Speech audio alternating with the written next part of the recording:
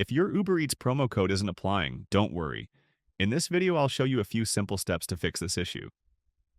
So let's get started. The first thing you can try is reinstalling the Uber Eats app. To do this, close the app, press and hold its icon, then tap Remove App. Next, select Delete App to uninstall it completely. Once done, go to the App Store and re-download Uber Eats. This simple step can often resolve the issue.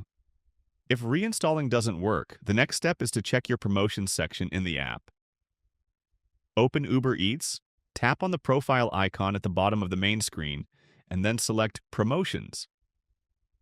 If you don't see your promo code listed, tap on Past Promotions. From there, you should find an option to fill out a form if you didn't receive your promo code. Additionally, you can check if the promo was applied by viewing your receipt. Open the app, go to your order history, and tap on View Receipt. If the promo was successfully applied, it will appear in the order charge breakdown.